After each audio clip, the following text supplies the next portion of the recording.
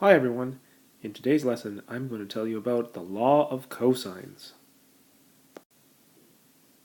Okay, so consider this triangle here, ABC, and this triangle is not a right triangle. So even though it may look like it might look like angle C is a right angle. In this case we're going to assume that it's not, okay? Because we want to come up with a new tool that doesn't rely on right angles. All right. What I'm going to do is I'm going to draw a line which will basically turn this oblique triangle into two right triangles, and this is going to be a little like what I did with the law of sines. But before I do that, I'm just going to label my sides. So I have my angles labeled, right, A, B, C, and so I'm going to label my sides appropriately. So this one should be A, this one should be C, and this one should be B. All right? And again, I'm following my convention where the shortest side is side A, the middle side is B, and the longest side is C. Okay? That's just my convention. That's how I like to do it. Okay, so now what I'm going to do is I'm going to construct another line. So I'm going to construct the altitude from C, like so. And what I'm going to do is I'm going to say that this distance here is x. Okay? And furthermore, I'm going to call the length of the altitude, I'm going to call that y. And what that means is that this little bit here has to be c. Oh, sorry, I'm going to move that down. That's going to be c minus x. Okay, that's c minus x there. All right. So now I have, now that I've constructed two smaller triangles from the big triangle and I've labeled these sides, what I'm now going to do is I'm going to refer to my Pythagorean theorem.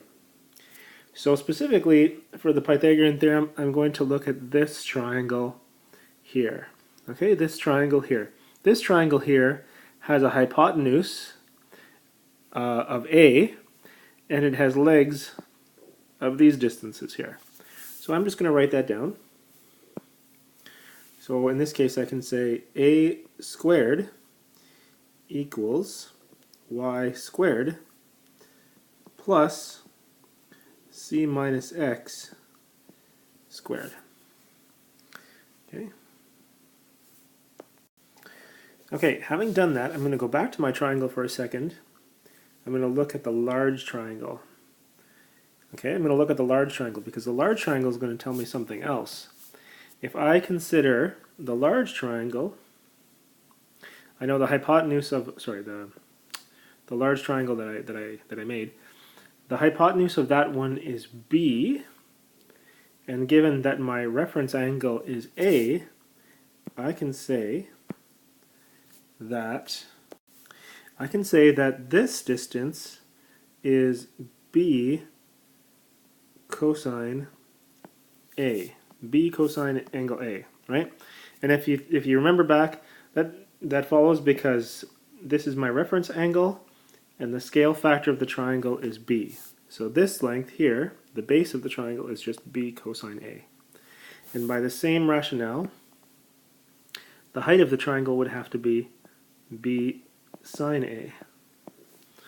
Okay, my diagram's starting to get a little messy here, but I need to use those because I'm going to take those two results and I'm going to substitute them into this Pythagorean theorem that I wrote down from the other triangle.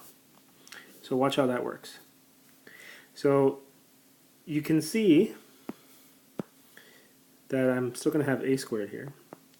And then you can see from the diagram that y, the altitude of the triangle ABC, has two ways of being represented. It can either be y, which is what I used here, or it can be considered b sine A.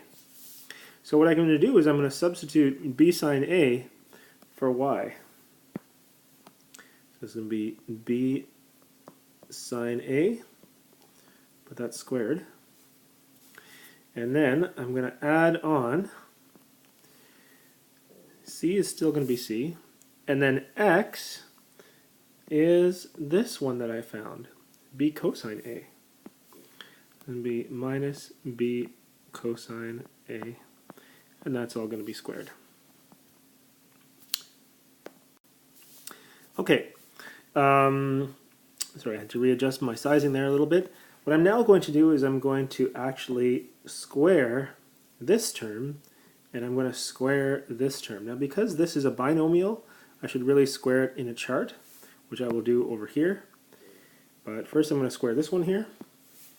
So I have a squared equals, so the square has to operate on each term in the brackets. So then I'll have b squared and sine squared a. Yeah, normally when we square a sine, we write the square next to the sine as opposed to next to the angle. You'll learn about why we do that in grade 11. Okay, then I'm going to add on this guy squared, and again, I'll do that in a chart over here so you can see where that's coming from. So I have c minus b cosine a, c minus b cosine a. Make my boxes. So c times c is c squared. C times this is minus cb cos a. This one is minus cb cos a. Oh, that's not good. And the last one is b squared cos squared a.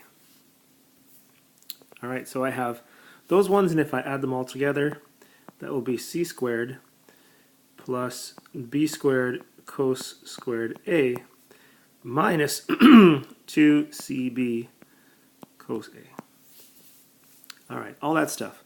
All that stuff's now got to go over here.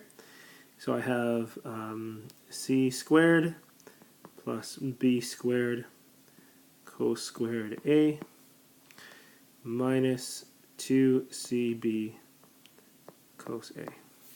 Alright. I'm getting there. You might wonder why on earth I'm doing this. Well, you'll see in a second. Okay, so then I'm just going to rearrange a few things. So I have a squared equals b squared sine squared a plus cos squared a. So what I did there is I put the two terms that have b squared together, and I factored the b square out of both of them. So I just have this sine squared a plus cos squared a. Alright, so then I have that plus c squared minus 2cb cos a. Alright, gotta zoom out again. I'm almost done, promise. Okay, so looking at this expression, there's one thing that you'll want to note, and that's this thing here. I don't like that color. It's this thing. So that thing, if you think about it, that actually is the Pythagorean theorem for a reference triangle. Right? A reference triangle has the legs, of sine A and cos A. So if we then square those, we get the hypotenuse of the reference triangle, which is always 1. If I draw that up here, so you can see what I'm talking about, that's like this. So if this is A, this side is cos A, this side is sine A, which are, remember, numbers, they're numbers, and the hypotenuse is 1. So if I apply the Pythagorean theorem to the legs of the triangle, cos squared A plus sine squared A should always give me 1 squared, or just 1. So now I go back here, so I have a squared equals b squared times 1 plus c squared minus 2 bc cos a. I just exchanged the order of the letters there, it doesn't really matter. Okay, we're almost there. Last one, I'm just going to simplify this a bit and say a squared equals b squared plus c squared minus 2bc cosine a. This is the law of sines. right here. This is the law of sines. And it's the law of sines as it is applied when you're looking for a length. In this case, the way it's been written is it's assuming that you're looking for side length A. So if you know what side length B, side length C, and angle A are, if you know their measures, then you basically just treat this as a formula. You put in the values and you solve for side A. I'm going to do an example of that right now. So here is my triangle, and in this case I am going to be looking for the measure of side A, that one there. I need a little bit more room for this, so forgive me. Oh no. I need a little more room. Okay, that'll be fine. So since I'm looking for side length A, I'm going to write A squared equals B squared plus C squared minus 2BC cosine A. Alright, and like I said, this is treated as a formula. I know that this guy is B and this guy is C, so I take those numbers and place them into the equation. So I have A squared equals 10 squared plus 12 squared minus 2 times 10 times 12 times the cosine of 20 degrees. Okay. Now, if you have a scientific calculator, you can probably just put in all the numbers into your calculator and hit the answer button, and it will give you the value for A squared. But in this case, I'm going to work through it step by step. So I have A squared. 10 squared is 100, plus 12 squared is 144. Now here I have 10 times 12, sorry, I apologize. I have 2 times 10 times 12. 10 times 12 is 120. 120 times 2 is 240. So this is the B, minus 240 times the cosine of 20 degrees. Now the cosine of 20 degrees I need to get a calculator for. So I'll just pause here. Okay, so I went to my calculator and turns out the cosine of 20 is 0.9397. Okay. So my next step is I need to multiply that number I just found. Oops. I need to multiply that number that I just found by 240.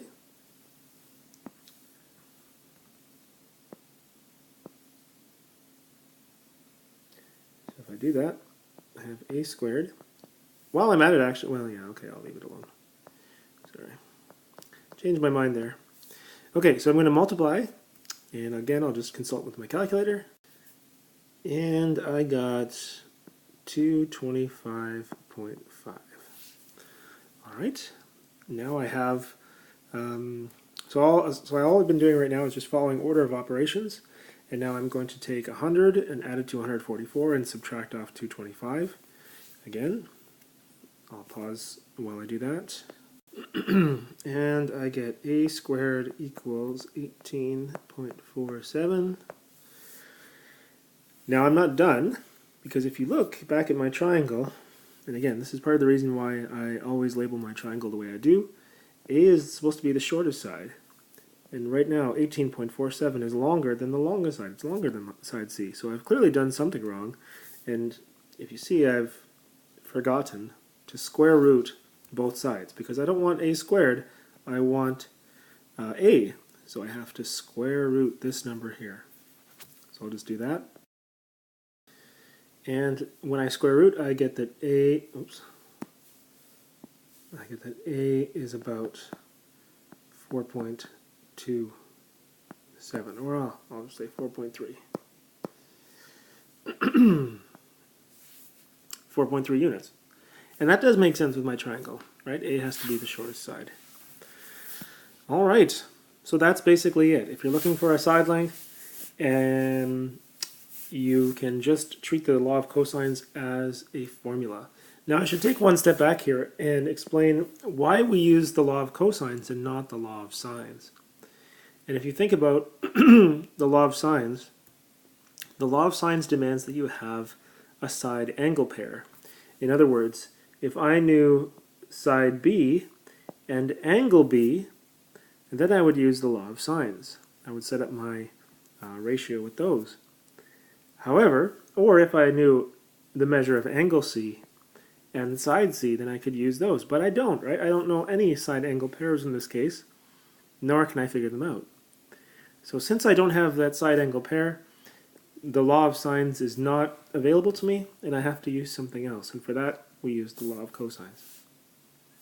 Okay, I'm going to do one more example, and that's how to use the law of cosines to find an angle. Okay, so here is a slightly different triangle, and in this case, it's indicated that we're meant to find the measure of angle B. Look at what I have here. I have all of my side lengths. Right? I have all of my side lengths, and again, I've set them up in such a way that side length A is the shortest and side length C is the longest. And we're going to look for angle B. So what I'm going to do is I'm first of all going to write the law of cosines as if we were trying to find side length B. Okay? So what I'm going to do in this case, let's give myself a little more room, and I'm going to write down the law of cosines as if we were looking for side length B. So in other words, that starts off B squared equals A squared plus C squared minus 2 times A times C times the cosine of angle B. All right. Now, you have a couple of options here. One is you could rearrange this formula and isolate the cosine of angle B. And that's one strategy. The other strategy is you could substitute in all the numbers that you know right away, do your algebra using numbers, and then eventually isolate for the cosine of angle B. And I think that second strategy is the one that I'm going to pursue here. No, I lied. I'm going to do the other way. I'm going to just use letters first so that I can get a formula for the cosine of angle B, because that's actually a pretty handy formula to know. So in this case, again, I'm trying to isolate cosine B. So all of these other things I have to eliminate. Okay. So what I'm going to actually do, and this might seem odd, is I'm going to add this term to both sides. Because what I'd really like is I'd like for a cosine of B to be on the left side of my equation. That's just how I like to look at it. So I'm going to add 2AC cosine B. Right? Remember that I have to add all these things together. Sorry, these terms are all multiplied together. So I have to add this term to both sides. I can't just add cosine B, that would wreck the balance of my equation.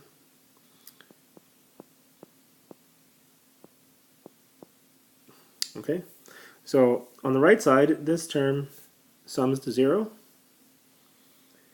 And on the other side, now I have 2AC cosine B plus B squared equals A squared plus C squared. All right, the next thing I'm going to do is I'm going to subtract B squared from both sides. So this zeroes out. And I'm now left with 2AC cosine B equals A squared plus C squared minus B squared. Okay, I'm getting there. The next thing I'm going to do is I'm going to divide both sides by 2AC. So on the left side, these will all divide out. They will all become 1. And on the right side, I get that. So my final formula is cosine B equals A squared plus C squared minus b squared all over 2ac. Okay, well, I'm not really any closer to finding the answer. All I've done is just some algebraic manipulation to maybe make my life easier, should I ever want to find the angle B again. In this case, though, I'm going to put in my numbers. So remember that A, the way that I always draw it, A is the short side, B is the middle side, and C is the longest side. Okay? So I can now take those numbers and put them into the equation, or put them into the formula rather. So cosine B equals, A is 8, so I have 8 squared plus 15 squared minus 12 squared divided by 2 times 8 times 15. Okay? So again, if you have a scientific calculator, you can probably put all of this expression in and then do your inverse cosine. We're not there yet, so really we just want to work this one out. So I have cosine of B equals, so 8 squared is 64, 15 squared is 225, 12 squared is 144, and then if I look at these numbers in the denominator, 15 times 8 is 120, times 2 is 240. Okay? Seems good. Now in the numerator, I have an addition and a subtraction, so I have to work that out. And if I use my friendly numbers, I see that this is, I have a 64 and a 144. So 64 minus 144 is negative 80. Or if you want to think about it the other way around, 144 minus 64 is 80, but this one is the bigger number and it's negative, so that's how that has to go. So I have 225 minus 80, that's still over 240. And then I'm going to subtract these numbers, and 225 subtract 80 is 145.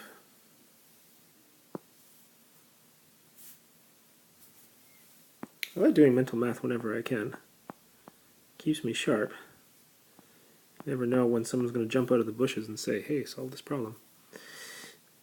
And that's going to be cosine of B. And now at this point I'm stuck, right? I'm stuck because, for one thing, I don't really want to divide these numbers by each other. Life's too short for that. So I'm going to use a calculator for that.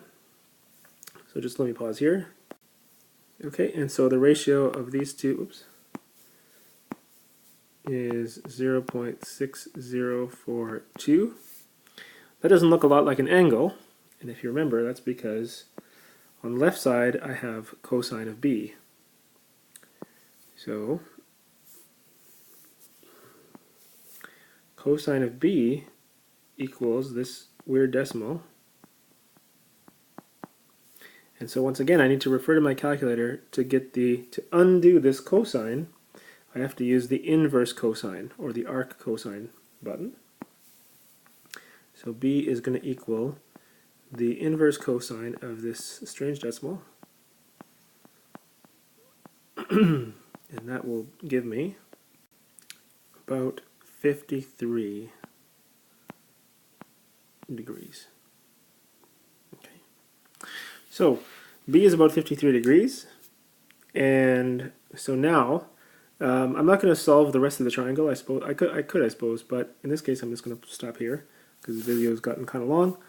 But now that I have the measure of angle B, now I've actually unlocked my sine law, because now I know the measure of angle B and I know the measure of side length B, so I have a side angle pair. So you only ever really, if you're being efficient, you only ever need to use the law of cosines once in a triangle, and from there on you can use the law of sines, which is usually faster and easier. Okay, that's it for today, folks. So today I basically showed you where the law of cosines comes from, when you use it. So you use it when you don't have a side angle pair.